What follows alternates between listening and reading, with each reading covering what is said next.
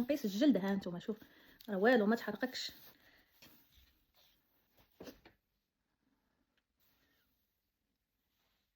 شوفوا البنات الفرق ما بين هذه العاديه، شوفوا هنا، شوفوا لي بوينت، وشوفوا ليا هذه كيفاش مصايبه وكيفاش كتبري.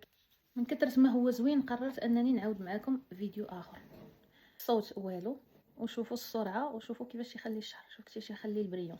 تاخدي الشعر لما كنتيش تعرفي تصايبيه، نوريك الطريقه. تاخدي بحال هكا كتوصلي للجلده، كتقيسيها، تصايبي المره الاولى بحال هكا، المره الثانيه من هنا، يعني شعرك من كاع الجناب كتصايبيه، دوزي مره ثانيه هكا، دوزي هنا بحال هكا، هنايا البلايص كلهم تقيسي شعرك من كاع البلايص، وعاد باش الاخرى كتلوي كيف ما بغيتي. وشوفوا كيفاش دير السرعه كيفاش دايره، والصداع ما كاينش. شفتوا كيف ما قلت لكم البنات، فيه الايونات السالبه اللي كتحمي لك شعرك من باش من الحراره، كتحمي لك شعرك من الحراره. زياده على ذلك كتخليه بريون، كتخليه بحال الحرير، شعرك ناشف ما كيبقاش يبان ناشف كاع نهائيا، وتنزليه بحال هكا.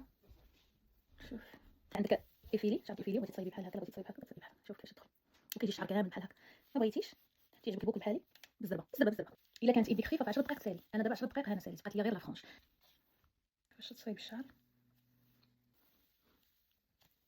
الا كنتي مهتمه وباغا تاخديها، هاد العربه اللي عندك هنايا ديال التسوق غادي تبركي عليها، وغادي تتبعي المعلومات، غتدخلي العنوان ديالك وكلشي، وغادي توصلك حتى للدار. زوينه بزاف، كنصحكم تشريوها. خدوها ما حد فيها التخفيض.